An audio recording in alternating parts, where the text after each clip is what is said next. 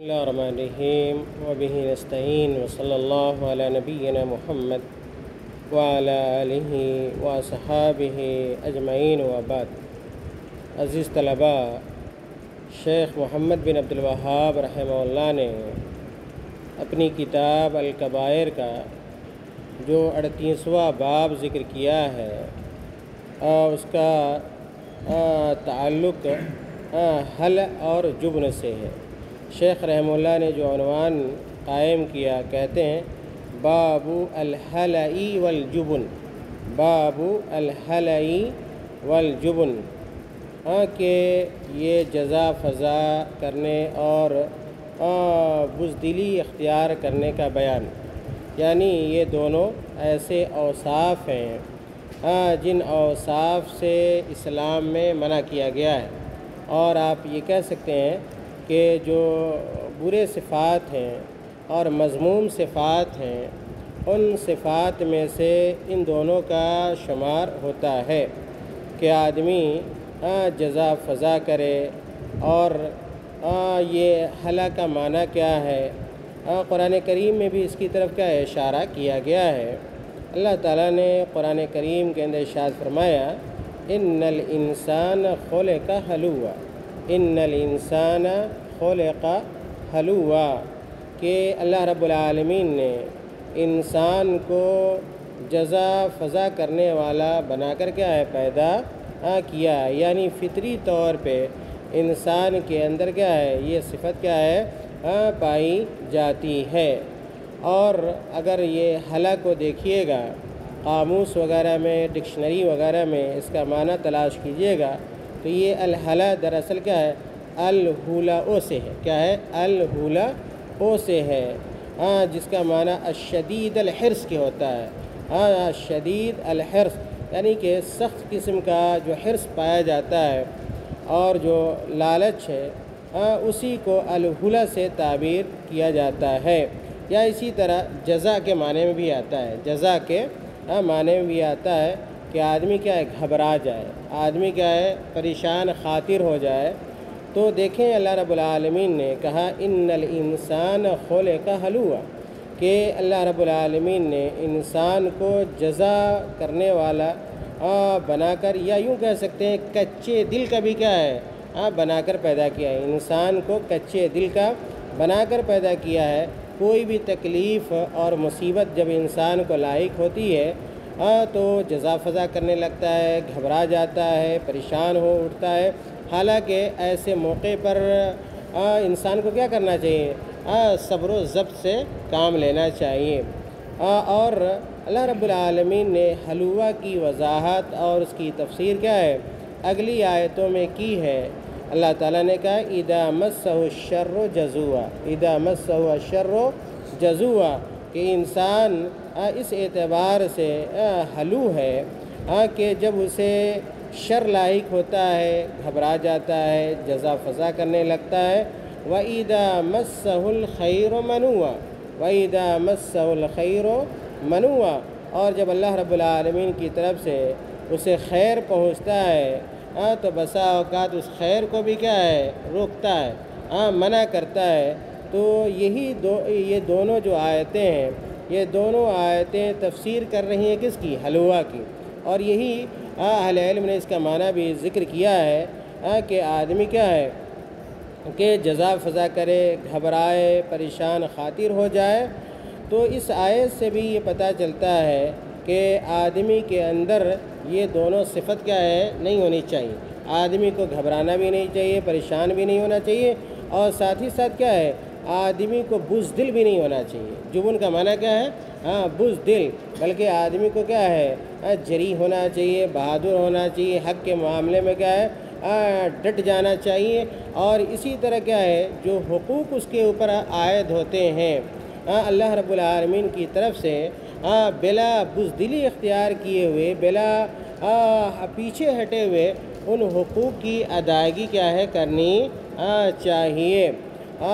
دیکھیں مصنف رحمہ اللہ نے آیتوں کے ذکر کے بعد دو حدیثیں بیان کی ہیں کہ پہلی حدیث کے راوی حضرت ابو ہریرہ رضی اللہ تعالیٰ عنہ ہیں، کہتے ہیں کہ ان رسول اللہ صلی اللہ علیہ وسلم قال، ان رسول اللہ صلی اللہ علیہ وسلم قال شر ما فی الرجل شح حالع کہ انسان، اور آگے مکمل حدیث کر لیں، وجبن خالع، شر ما فی الرجل شح حالع وجبن خالع، رواہ ابو داؤد۔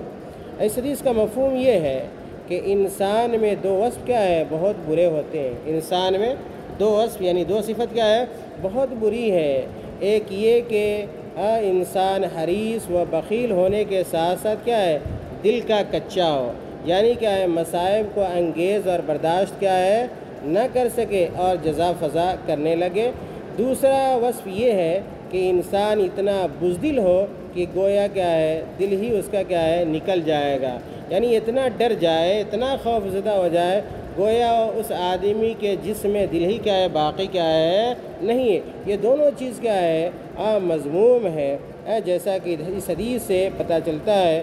اور میں نے یہ بھی کہا تھا کہ اس حدیث کو امام اور علامہ محمد ناصر الدین البانی رحمۃ اللہ علیہ نے اپنی کتاب السلسلہ الصحیحہ کے اندر کیا ہے، بیان کیا ہے۔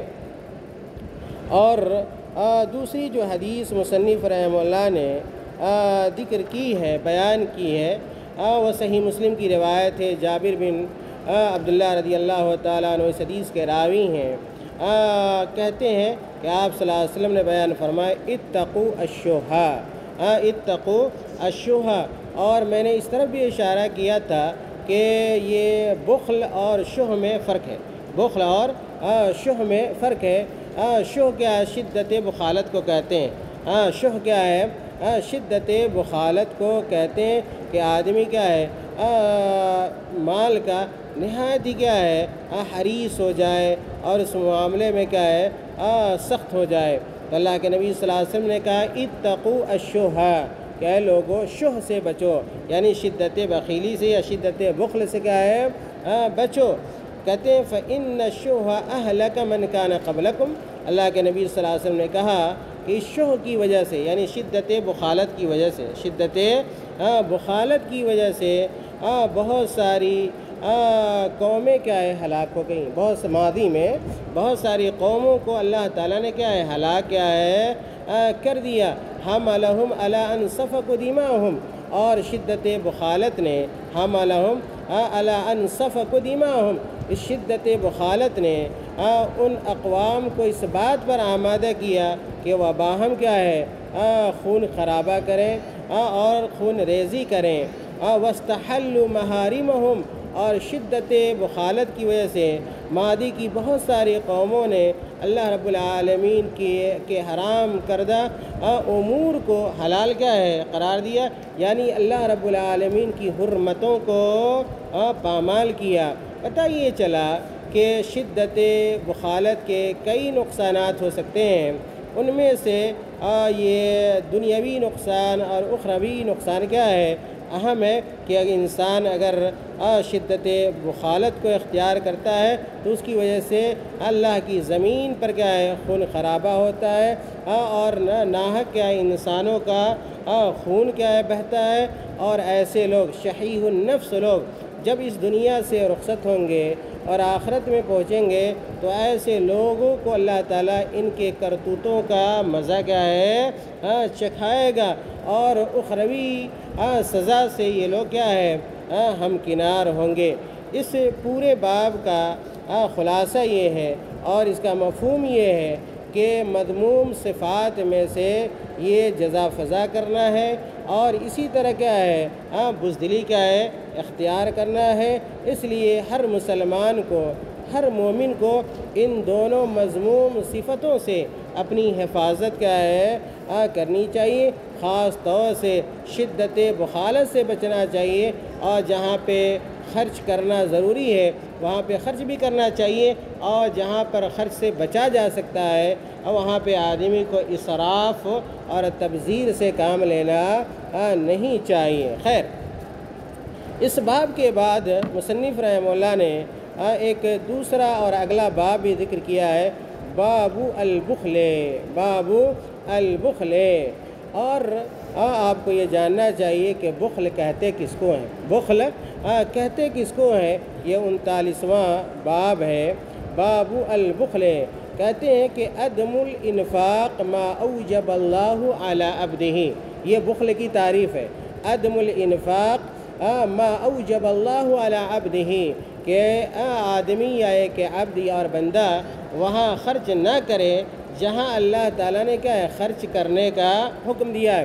اگر کہیں آپ کو خرچ کرنا ہے اور اللہ تعالیٰ نے آپ کو حکم دیا ہے کہ آپ خرچ کریں، مثال کے طور پہ کیا ہے کہ آپ اپنی بیوی کے اوپر خرچ کریں، آپ اپنے بال بچوں پہ خرچ کریں، آپ اللہ کے راستے میں خرچ کریں، غریبوں فقیروں پر خرچ کریں، لیکن مالدار ہونے کے باوجود کیا ہے آپ کیا خرچ نہیں کرتے ہیں اور مال سے بیجا محبت کرتے ہیں، تو اسی کا نام کیا ہے؟ بخل ہے۔ اسی کا نام کیا ہے؟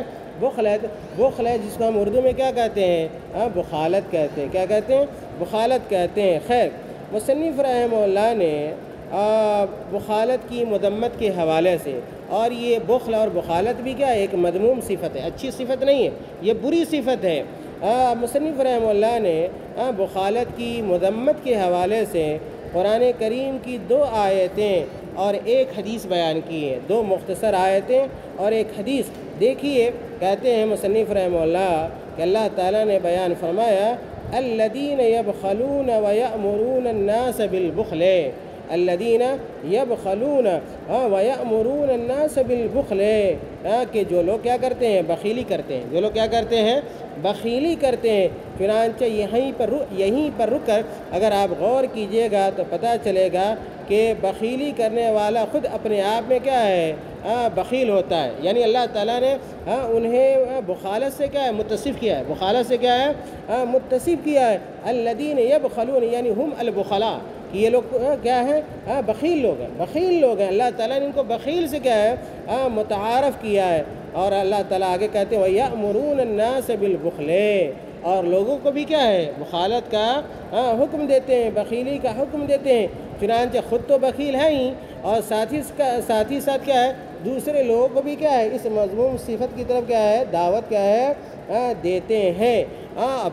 اس آیت سے واضح طور پر بخیلوں اور اسی طرح بخالت کی مذمت کیا ہے؟ معلوم کیا ہے ہوتی ہے۔ اور یہ بھی آپ نے جانا کہ بخالت کہتے کس کو ہیں، کہ جہاں پہ خرچ کرنا ہے شرعی اعتبار سے، دینی اعتبار سے، اپنے بال بچوں کے اوپر، اپنے والدین کے اوپر، اپنے خیش و اقارب کے اوپر، غریبوں اور فقیروں کے اوپر اگر آپ وہاں خرچ نہیں کرتے ہیں تو یہی کیا ہے؟ بخالت ہے، اور اس کی مذمت قرآن اور حدیث میں بیان کی گئی ہے۔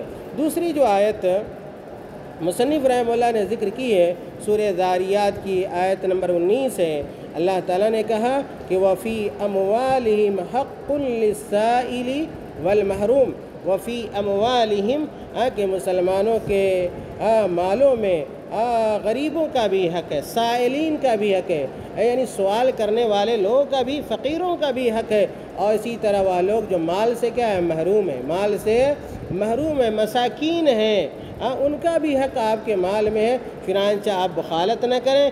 اگر کوئی غریب اور فقیر آپ کے پاس آتا ہے، کوئی تنگ حال آتا ہے، کوئی لاچار آدمی آپ کے پاس آتا ہے، تو آپ ضرور کیا ہے؟ اللہ کے ان بندوں کی مدد کریں اور بخالت سے کام کیا ہے؟ نہ لیں۔ خیر کیا ہے؟ ان دونوں آیتوں کے بعد مصنف رحمہ اللہ نے ایک حدیث کیا ہے؟ بیان کی ہے، اور وہ حدیث جابر بن عبداللہ رضی اللہ تعالی عنہ کی ہے۔ بیان کرتے ہیں کہ آپ صلی اللہ علیہ وسلم نے ارشاد فرمایا کہ من سیدکم یا بنی سلمہ، من سیدکم یا بنی سلمہ، اللہ کے رسول صلی اللہ علیہ وسلم نے بنی سلمہ کے لوگوں سے پوچھا۔ بنی سلمہ خاندان قبیلہ ہے عربوں کا، اس قبیلے کے لوگوں سے پوچھا کہ من سیدکم، کہ تمہارا سردار کون ہے؟ تمہارا سردار کون ہے؟ تمہارا سردار کون ہے؟ تو ان لوگوں نے بنی سلمہ کے لوگوں نے کہا قلنا الجد بن قیس، الجد بن قیس، کہ ہمارا جو سردار ہے اس کا نام کیا ہے؟ اس کا نام جد بن قیس ہے۔ اس کا نام کیا ہے؟ جد بن قیس ہے، کہتے ہیں علی انا نبخلہ، لیکن ہم لوگ کیا ہے اپنے سردار کو کیا ہے بخیل شمار کرتے ہیں. ہم لوگ اپنے اس سردار کو کیا شمار کرتے ہیں؟ بخیل شمار کرتے ہیں. یعنی ہمارا یہ جو سردار ہے الجد بن قیس، وہ فراخ دل انسان کیا ہے، سخی اور فیاض نہیں ہے، بلکہ کیا ہے بخیل ہے. بنی سلمہ کے لوگوں نے یہ شکایت اللہ کے نبی صلی اللہ علیہ وسلم سے کی، اور آپ یہ نہیں کہہ سکتے کہ ان لوگوں نے کیا ہے اپنے سردار کی غیبت کی. کیا کی؟ سردار کی غیبت کی. اس لیے آپ نہیں کہہ سکتے ہیں کہ اللہ کے نبی صلی اللہ علیہ وسلم نے ان کے سردار کی کیفیت خود کیا ہے معلوم کی، اور پوچھا اللہ کے نبی صلی اللہ علیہ وسلم نے کہ تم اپنے سردار کے بارے میں بتلاؤ. چنانچہ جو امر واقعہ تھا، جو حقیقت حال تھا، اس سے بنی سلمہ کے لوگوں نے کیا ہے متعارف کیا ہے کرایا. اگر پوچھا جاتا ہے، پوچھے جانے کے بعد اگر کوئی رئیس ہے، سردار ہے، امیر ہے، اگر وہ پوچھتا ہے اور جو خامیاں اگر بتائی جاتی ہیں تو پھر اس کو غیبت میں شمار کیا ہے نہیں کیا جاتا. خیر، تو ان لوگوں نے کہا کہ ہم کیا انہیں بخیل کیا ہے گردانتے ہیں. تو کہا اس کے بعد کہ وَأَيُّ دَاءٍ أَدْوَأُ مِنَ الْبُخْلِ، اللہ کے نبی صلی اللہ علیہ وسلم نے کہا کہ وَأَيُّ دَاءٍ أَدْوَأُ مِنَ الْبُخْلِ، کہ اگر تمہارا سردار یہ جد بن قیس ہے اور یہ بخیل ہے تو تم لوگ یہ مجھے بتلاؤ کہ کیا بخالت سے بھی زیادہ کوئی بڑا مرض ہوتا ہے؟ گویا آپ دیکھیے اس حدیث پہ غور کیجئے کہ اللہ کے نبی صلی اللہ علیہ وسلم نے بخالت کو مرض سے تعبیر کیا ہے، بیماری سے تعبیر کیا ہے. اور یہ بیماری کیا ہے انسان کے دل کو لگ جاتی ہے، امراض القلوب میں سے. یہ کیا ہے؟ امراض القلوب میں سے یہ بخالت ہے. اللہ کے نبی صلی اللہ علیہ وسلم نے کہا کہ بل سیدکم عمرو بن جموح، بل سیدکم عمرو بن جموح. تو اللہ کے نبی صلی اللہ علیہ وسلم نے بنی سلمہ کے سردار کو بدل دیا. بنی سلمہ کے سردار کو اس لیے بدل دیا کہ ان کے اندر یہ صفت کیا ہے پائی کیا ہے جاتی تھی. اور جد بن قیس کی جگہ آپ صلی اللہ علیہ وسلم نے کس کو سردار متعین کیا؟ عمرو بن جموح کو. یہ امام بخاری رحمۃ اللہ علیہ نے اس حدیث کو اپنی کتاب کے الادب المفرد کے اندر بیان کیا ہے. خیر، ایک اور نقطہ اس باب میں یہ کہا جا سکتا ہے، اور خاص طور سے جو پہلی آیت گزری ہے الذین یبخلون ویأمرون الناس بالبخل، بعض اہل علم نے یہاں پہ ایک نقطے کی بات بتلائی ہے، اور وہ یہ ہے کہ اگر کوئی آدمی کیا برا ہوتا ہے، اگر کوئی آدمی کیا ہے برا ہوتا ہے تو اس برائی میں اکیلے رہنا کیا ہے نہیں چاہتا. اگر کسی کے اندر کوئی برائی ہے، اگر کوئی بے نمازی ہے تو کیا چاہے گا کہ سارے لوگ بے نمازی ہو جائیں. اگر کوئی چور ہے تو اس کی خواہش ہوتی ہے کہ دوسرے لوگ بھی کیا ہے چوری کریں. اگر کوئی زانی ہے تو چاہتا ہے کہ سارے لوگ کیا ہے ہماری ہی طرح کیا ہے ہو جائے. اسی طرح اسی لیے کہ دیکھیں آپ جو بخیلی ہے جو بخیلی کرتا ہے وہ چاہتا ہے کہ دوسرے لوگ بھی کیا ہے بخیل بن جائے. اس لیے لوگوں کو کیا ہے بخالت کے فوائد کیا ہے ذکر کرتا ہے. اللہ تعالیٰ نے کیا کہا وَيَأْمُرُونَ النَّاسَ بِالْبُخْلِ، خود تو بخیل ہیں ہی اور ساتھ ہی ساتھ کیا ہے دوسرے لوگوں کو بھی کیا ہے بخالت کی طرف کیا ہے آمادہ کرتے ہیں. اسی سے یہ قاعدہ اہل علم نے مستنبط کیا کہ برا آدمی اپنی برائی میں تنہا رہنا پسند کیا ہے نہیں کرتا ہے، بلکہ دیگر لوگوں کو بھی کیا ہے اپنا ساتھی کیا ہے بنانا کیا ہے چاہتا ہے. جیسے اگر کوئی زانیہ ہے تو چاہتی ہے کہ ساری عورتیں کیا ہو جائیں زانیہ ہو جائے. اگر کوئی چور ہے سارق ہے تو کیا چاہتا ہے کہ سارے لوگ کیا ہے ہماری طرح کیا ہے چور بن جائے، تاکہ اس گناہ میں ہم اکیلے کیا ہے نہ رہیں اور ہمارے کیا ہے ساتھی کیا ہے بن جائیں. خیر، اس پورے پیراگراف سے اور آیتوں سے حدیث سے یہ بات ہمیں معلوم ہوئی کہ بخالت ایک مذموم صفت ہے. بخالت کیا ہے؟ ایک مذموم صفت ہے. اس لیے آدمی کو اس صفت بد سے اور مذموم صفت سے کیا ہے بچنا چاہیے، اور آدمی کو سخی ہونا چاہیے، فیاض ہونا چاہیے، اور حق کے راستے میں، سچ کے راستے میں، اور اسی طرح ثواب کے راستے میں آدمی کو اپنے مال کو خرچ بھی کیا ہے کرنا چاہیے. انشاءاللہ کل کے درس میں ہم لوگ یہ جاننے کی کوشش کریں گے کہ بخالت کی سزا کیا ہے. بخالت کی سزا کیا ہے، عقاب کیا ہے، قرآن اور حدیث کی روشنی میں انشاءاللہ باتیں کیا ہے عرض کی جائیں گی۔ اللہ تعالیٰ سے دعا ہے کہ اللہ تعالیٰ ہمیں اور آپ کو نیک عمل کی توفیق عطا فرما دے۔ اللہ تعالیٰ ہمیں مذموم صفات سے بچائے، حفاظت کرے، جزا فضا سے اللہ تعالیٰ ہماری حفاظت کرے، اور اسی طرح بزدلی سے حفاظت کرے، اور بخالت سے بھی اللہ تعالیٰ ہماری اور آپ سب کی حفاظت فرمائے۔ آمین۔ وآخر دعوانا الحمد للہ رب العالمین۔